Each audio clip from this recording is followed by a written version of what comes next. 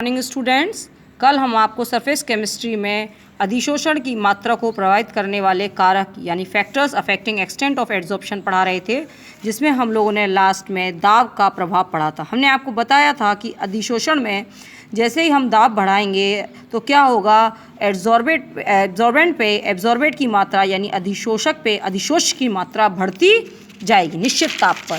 तो जिसको हमने बताया था x/m, यानी कि x क्या है आपका जो अधिशोष एब्जॉर्ब हुआ और m क्या है अधिशोष जिस पे एब्जॉर्प्शन हो रहा है, अधिशोषण जिस पे एब्जॉर्प्शन हो रहा है, तो मात्रा बढ़ती जाएगी। तो जिसको देखिए ये आपका आगे है कि अधिशोषक का द्रव्यमान, पीछे यहाँ से हम आपको समझाते हैं क्या है। अधिशोषक के प्रति इकाई द्रव्यमान द्वारा गैस के अधिशोषण की मात्रा गैस के दाब पर निर्भर करती है। अधिशोषण की मात्रा में परिवर्तन को x/m द्वारा क्या करा जाता है, व्यक्त किया जाता है। यहाँ x अधिशोष्य के मोलों की संख्या और तथा m क्या है, m क्या है आपका अधिशोषक का द्रव्यमान है। नियत ताप पर गैस के दाब यानी P तथा अधिशोषण की मात्रा यानी x/m के मध्य खींचा गया वक्र यानी ग्राफ या आरेख अधिशोषण समतापी यानी एड्जॉर्प्शन आइसोथर्म कहलाता है। तो देखिए एड्जॉर्प्शन आइसोथर्म क्या है, P/x/m। x क्या है जो चीज़ एब्जॉर्ब हुई उसके मोलों की संख्या बटे m क्या है अधिशोषक का द्रव्यमान। तो ये ग्राफ देखिए आपको दिख रहा है, पहले स्ट्रेट लाइन आई है, फिर उसके बाद क्या है ये थोड़ा सा कब मतलब बढ़ गया, यानी कि अगर हम बढ़ाते जा रहे हैं दाब को तो एक एक्सटेंट तक तो अधिशोषण बढ़ रहा है, फिर क्या होगा रुकेगा और फिर वो नीचे आना शुरू हो जाएगा यानी अधिशोषण शांत। तो ये है कि दाब के साथ साथ अधिशोषण की मात्रा x/m बढ़ती है या दाब P0 जो कि साम्य दाब कहलाता है, यानी यहाँ P0 आ गया, ये साम्य दाब पर क्या होगा अधिशोषण की मात्रा और डिसऑप्शन की यानी कि एड्जॉर्प्शन और डिसऑप्शन की मात्रा बराबर हो जाएगी, तो एक साम्य स्थापित हो जाएगा। साम्य मतलब आगे जितनी चल रही है उतना ही पीछे चलेगी। अब आइए अधिशोषण समतापी, समदाबी व समविन्यासी यानी एड्जॉर्प्शन, आइसोथर्म, आइसोबार एंड आइसोटियर। तो समदाबी में दाब को स्थिर रखा जाता है, जबकि समविन्यासी में दाब तथा ताप को क्या कराते हैं में संबंध बताया जाता है। तो अब हम लिखते हैं पहले अधिशोषण समतापी यानी एड्जॉर्प्शन आइसोथर्म।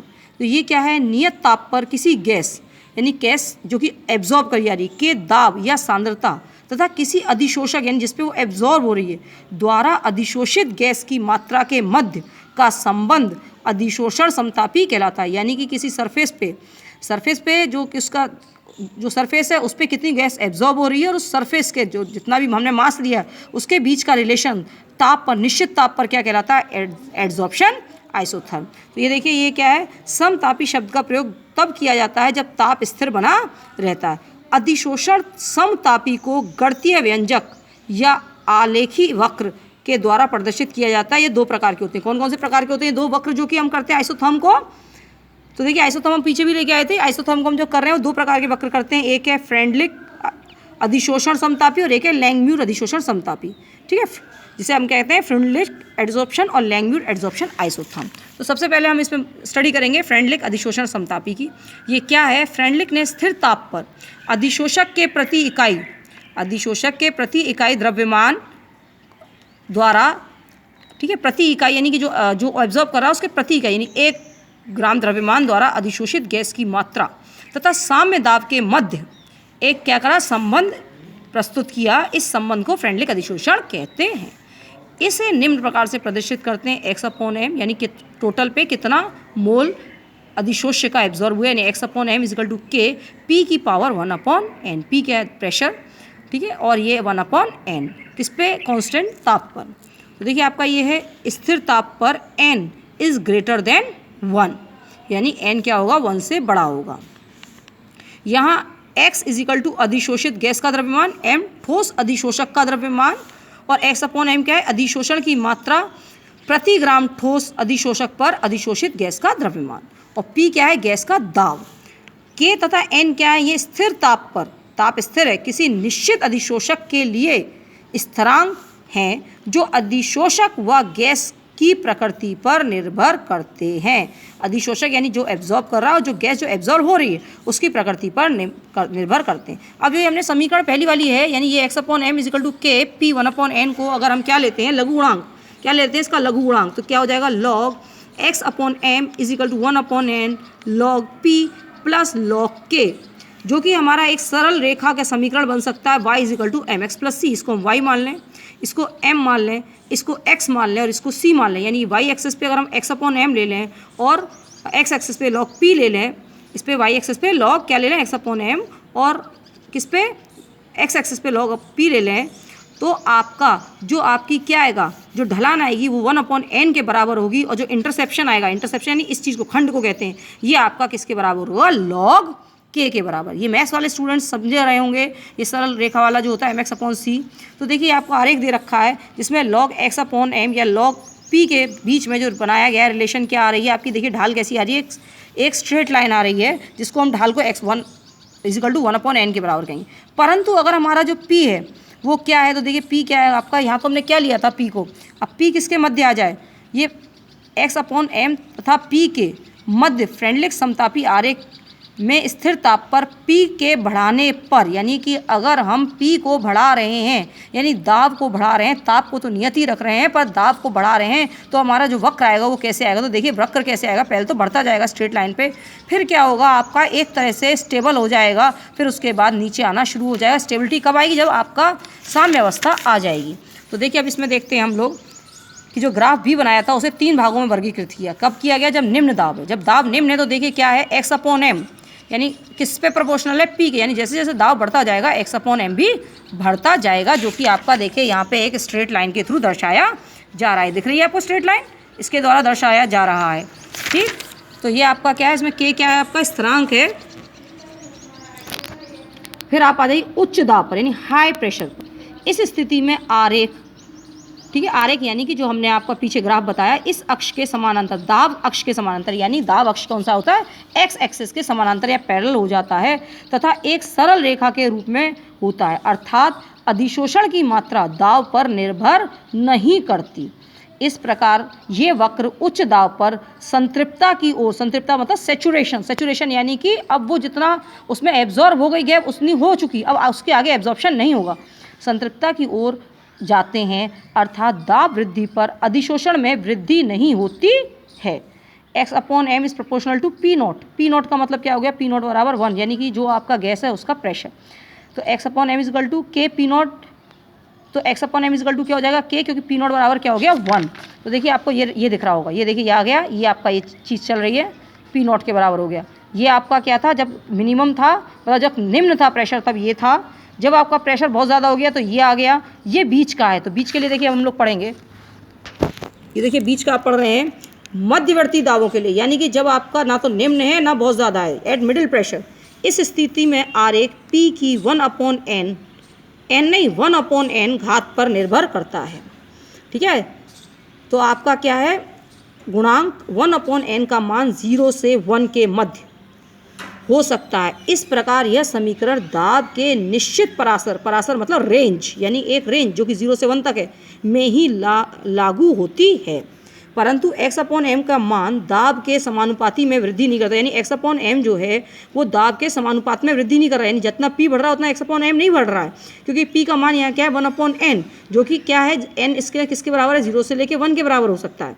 ठीक है, तो x अपॉन एम जो है प्रॉपर उसी रेशियो में नहीं बढ़ रहा जिस रेशियो में हमारा p बढ़ रहा है। तो देखिए वो कौन सी है, वो स्थिति कौन सी है इसमें, वो स्थिति ये वाली है, दिख रही है आपको, वो स्थिति आपकी ये वाली है, ये वाली, ये स्थिति है बीच वाली स्थिति, जब x अपॉन एम के p बराबर 1 अपॉन एन है।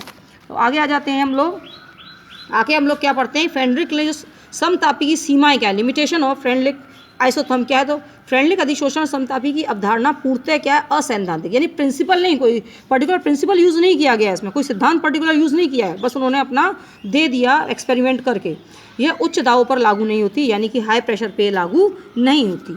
फिर उसके बाद है यह अधिशोषण के प्रक्रम, यानी जो एड्जॉर्प्शन का प्रोसेस है उसमें अधिशोषक के पृष्ठ तनाव, यानी कि जो आपका एड्जॉर्प्शन है उसमें एड्जॉर्बेट है, यानी जो सरफेस है जिस पर एड्जॉर्प्शन हो रहा है उसके पृष्ठ तनाव की भूमिका को भी नहीं समझाती है, ना उस पर कोई उसमें धारणा दे रखी है। स्थिरांक n तथा k, जो इसमें स्थिरांक हैं, वास्तविक में ये स्थिरांक नहीं है क्योंकि ये बदलते रहते हैं, क्योंकि ये ताप पर निर्भर कर रहे हैं। स्थिरांक जो होता है वो कभी ताप पर निर्भर नहीं करता है। तो इनमें जो दो स्थिरांक बनाए गए हैं n तथा k, वो एक्चुअल में स्थिरांक नहीं है। यह केवल एक परतीय अधिशोषण पर लागू होती है, यानी सिंगल लेयर जो एब्जॉर्प्शन है, यानी एक पर जब एब्जॉर्ब होगी तब तो ये लागू होगी, अन्यथा के केस में ये लागू नहीं होगी। आगे हम आ जाते हैं लैंगम्यूर अधिशोषण समतापी, यानी लैंगम्यूर एड्जॉर्प्शन आइसोथर्म। ये लैंगम्यूर ने दिया था, जिसमें कि अधिशोषण की बलगति के अंतर्गत, अधिशोषण बलगति के अंतर्गत अभिक्रिया को इन्होंने शून्य कोटि से अध्ययन किया था, शून्य कोटि वाली दर अध्ययन की। तो इसमें लैंगम्यूर सिद्धांत क्या है, तो आप लैंगम्यूर सिद्धांत पढ़ लीजिए। अब लैंगम्यूर सिद्धांत है, या लैंगम्यूर सिद्धांत की जो लिमिटेशंस हैं वो क्या है, एक अणुक अधिशोषण का लैंगम्यूर सिद्धांत केवल अपेक्षित निम्न दावों तथा उच्च दावों पर स्थित पदार्थों के लिए सत्य होता है।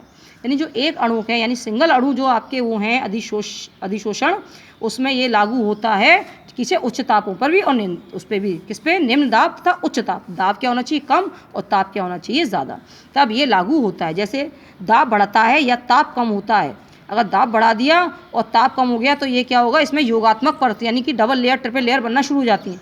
यह बहुपर्तीय अधिशोषण की आधुनिक संकल्पना को सिद्ध करता है। समतापी में ताप व समदाब में दाब को स्थिर रखा जाता है, जबकि समविन्यासी में ताप और दाब में संबंध को दर्शाता है। अब आ जाते हैं हम एड्जॉर्प्शन आइसोबार। आइसोथर्म पढ़ लिया, आइसोटीयर पढ़ लिया, अब आइसोबार आ जाइए। किसी नियत दाब पर, यानी कि आपका दाब निश्चित किया, गैस के अधिशोषण की मात्रा x/m किस पर डिपेंड करेगी, ताप पर। आइसोथर्म में किस पर डिपेंड कर रही थी, आइसोथर्म में हम ताप को निश्चित रख रहे थे, x/m दाब पर निश्चित कर रहा था, जबकि आइसोबार में हम दाब को निश्चित करेंगे और x/, किस पे करेगा, t पे। के मध्य खींचा गया आरेख अधिशोषण समदाबी कहलाता है। तापमान में वृद्धि के साथ साथ लगातार भौतिक अधिशोषण में कमी आती, क्योंकि भौतिक अधिशोषण क्या है, ऊष्माक्षेपी, जबकि रासायनिक अधिशोषण प्रारंभ में तो बढ़ता है, फिर उसके बाद क्या होता है, एक वक्र तक तो बढ़ता है, फिर उसके बाद धीरे धीरे वो क्या होने लग जाता है, कम होने लग जाता है। पहले बढ़ता क्यों है, क्योंकि क्या होता है उसमें, उसे ऊर्जा की आवश्यकता होती है। फिर उसके बाद क्या होती है, क्योंकि एक्टिवेशन एनर्जी चाहिए, हमने कल पढ़ाया था ना आपको, एक्टिवेशन एनर्जी चाहिए, सक्रिय ऊर्जा। तो सक्रिय ऊर्जा जब तक आपकी अणुओं की बढ़ती है तब तक तो वो आगे बढ़ता है, उसके बाद सक्रिय ऊर्जा आने के बाद वो फिर धीरे धीरे घटने लगता है, अगर हम ताप को लगातार बढ़ाते चले जाते हैं। तो देखिए ये आपको वक्र दिख रहा होगा, ठीक है, ये दिख रहा है, तो आपको देखिए x/m ये भौतिक है, अगर हम ताप बढ़ा रहे हैं तो क्या हो रहा है, आपका x/m गिर रहा है, जबकि वहीं ये किसका, भौतिक अधिशोषण। जबकि वहीं रासायनिक में देखिए, क्योंकि एक्टिवेशन एनर्जी जब तक नहीं आ रही है तब तक तो आपका अधिशोषण बढ़ रहा है, फिर उसके बाद क्या होगा, मैक्सिमम हुआ, फिर उसके बाद गिरना शुरू हो गया। तो अब हम आपको इसमें फिगर दिखा दिया, देखिए फिगर क्या है, स्थिर ताप पर भौतिक अधिशोषण, ये वाला भौतिक था, और ये क्या है, रासायनिक है, जिसमें आपको रिलेशन बताया गया। अब आ जाइए आइसोटीयर, यानी अधिशोषण समविन्यासी। तो ये क्या है आपका अधिशोषण समविन्यासी, तो ये है अधिशोषण की प्रक्रिया विलयनों से भी हो सकती है, यानी अधिशोषण विलयन में भी हो सकता है, यानी विलयन में भी गैस एब्जॉर्ब हो जाती है। किसी विलयन में सामान्यतः दो घटक होते हैं, किसी विलयन में सामान्यतः क्या होते हैं, दो घटक होते हैं, विलय और विलायक। विलय आणविक या आयनिक रूप में उपस्थित हो, विलय यानी जो चीज़ घुली है वो आयनिक या आणविक रूप में उपस्थित हो सकता है। यह प्रेषित किया गया है कि ठोस अधिशोषक अन्य विलय तथा विलायकों की अपेक्षा विलयन से निश्चित विलय क्या करता है, अधिशोषित करते हैं। कहने का मतलब ये है आपने कि जैसे देख लीजिए जंतु चारकोल शर्करा अणु की अपेक्षा, जैसे हमने कोई चीज़, कोई विलयन है, विलयन क्या होता है, इसमें विलय और विलायक दोनों चीज़ है, विलयन में विलय और विलायक दोनों चीज़ मात्रा में पाई जाती हैं। अब इसमें हम कोई ठोस अधिशोषण डाल दें, यानी एड्जॉर्बेट डाल दें, जो उनमें से किसी एक चीज़ को ज़्यादा एब्जॉर्ब करे और दूसरे को कम एब्जॉर्ब करे।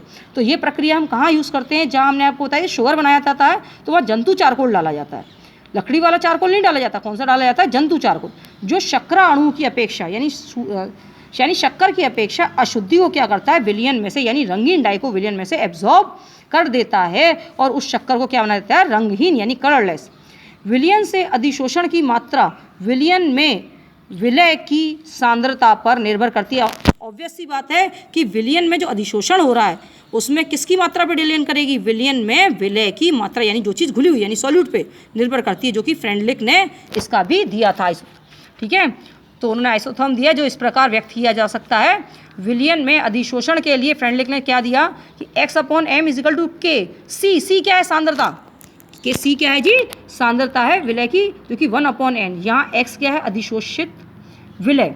x क्या है? अधिशोषित विलय, यानी जो चीज़ सॉलिड घुली हुई है। और m क्या है? m है आपका ठोस अधिशोषक का द्रव्यमान। m क्या है? ठोस अधिशोषक का द्रव्यमान। और c क्या है?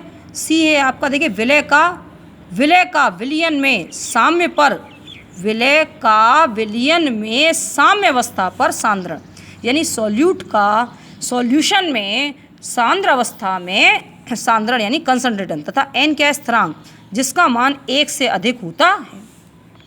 k एक समानुपाती स्थिरांक है, ठीक है। k का मान ठोस की प्रकृति पर निर्भर, k का मान ठोस की प्रकृति, इसके कणों के आकार, ताप तथा विलय एवं विलायक की प्रकृति पर निर्भर करता है, ठीक है।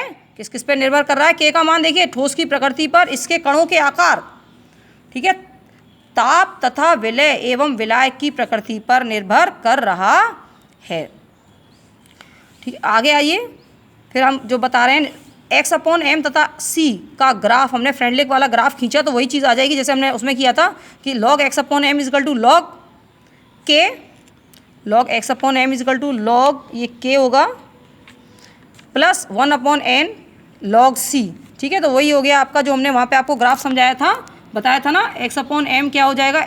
ये x एक्सिस हो जाएगा, कि ये y एक्सिस हो जाएगा, ये आपका स्लोप हो जाएगा और ये इंटरसेप्शन हो जाएगा। विलयन में अधिशोषण के उदाहरण जैसे हम दे सकते हैं कि जब क्या है, जब जल में बने एसिटिक अम्ल के विलयन को चारकोल के साथ हिलाया जाता है तो अम्ल की कुछ मात्रा चारकोल द्वारा अधिशोषित कर ली जाती है। ऐसे ही लिटमस के विलयन को चारकोल के साथ हिलाने पर यह रंगीन हो जाता है। ऐसे ही मैग्नीशियम हाइड्रोक्साइड को मैग्नेसॉल अभिकर्मक की उपस्थिति में अवक्षेपित करने पर यह नीले रंग का हो जाता है। यह नीला रंग MgOH अवक्षेप पर मैग्नेसॉल के अधिशोषण के कारण होता है। अब अधिशोषण के अनुप्रयोग यानी एप्लीकेशंस ऑफ, यानी जो एड्सॉर्प्शन हम यूज़ करते हैं, कहाँ कहाँ एप्लीकेशन होती है, कहाँ कहाँ यूजेस है, तो ये है उच्च निर्वात के, ठीक है, यानी कि in the production of high vacuum, यानी हाई वैक्यूम क्रिएट करने के लिए, यानी कि गैस को एब्जॉर्ब करने के लिए, वैक्यूम बनाने के लिए। फिर गैस मास्क में सक्रिय चारकोल का उपयोग वायु से जहरीली गैस को अधिशोषित करने के लिए भी किया जाता है। तो ये क्या हो गया? गैस मास्क के रूप में किया जा सकता है, ठीक है। गैस मास्क का उपयोग सुरंग में काम करने वाले श्रमिक द्वारा किया जाता है, जहाँ की वो कार्बन मोनोऑक्साइड और जो मीथेन होती है जहरीली गैस उसे एब्जॉर्ब कर लेते हैं। विषमांगी उत्प्रेरण, यानी कि आपका विषमांगी उत्प्रेरण यानी कि जैसे प्लेटिनम या पैलेडियम में हाइड्रोजन एब्जॉर्ब करके और क्रिया में जहाँ हाइड्रोलिटिक कैटलिस्ट के रूप में यूज़ किया जाता है। विलयनों से रंगीन पदार्थ को हटाने के लिए जो हमने आपको बताया शक्करा में जो होता है।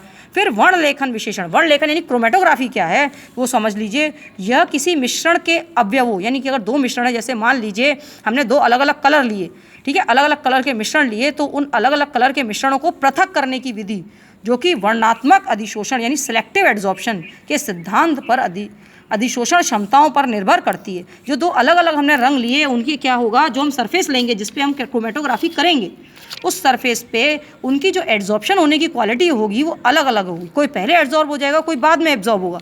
तो उस जिस पे एड्सॉर्प्शन करते हैं उसे हम कॉलम कहते हैं। क्या कहते हैं? कॉलम, एड्सॉर्प्शन कॉलम, ठीक है। तो ये आप लोग आगे पढ़ा करेंगे, ये MSc BSc में होता है। फिर है कपड़ों को रंगीन करने में एड्सॉर्प्शन। कपड़ों में डाई बनाने के लिए हमने कल आपको दिखाया था कि हमने कलर में अगर कॉटन का कपड़ा डाला तो कैसे डाई हो जाता है। आर्द्रता नियंत्रित करने के, यानी कंट्रोलिंग द मॉइस्चर, यानी आपका एयर में से मॉइस्चर एब्जॉर्ब करने के लिए।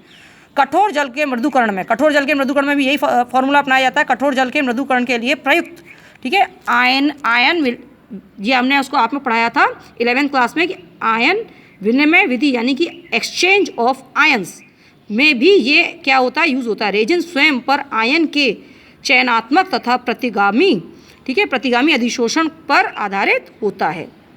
तो ये क्या होता है, कार्बनिक बहुलक जैसे -COH यानी एसिडिक, सल्फोनिक अम्ल या NH2 यानी अमाइड आदि समूह उपस्थित होते हैं जो विलयन से आयनों के चयनात्मक यानी सेलेक्टिव अधिशोषण यानी एड्सॉर्प्शन सरलता से कर लेते हैं। देखिए दिखा रखा है आपको इसमें, जिसकी वजह से हमारा जल क्या हो जाता है, मृदु यानी कि मीठा हो जाता है। नमकीन सॉल्टी जल मीठा हो जाता है। आज के लिए हम इतना ही, बाकी कल पढ़ेंगे। बच्चों इसे अच्छे से समझिएगा, जो कोई क्वेरी हो पूछ लीजिएगा। Thank you.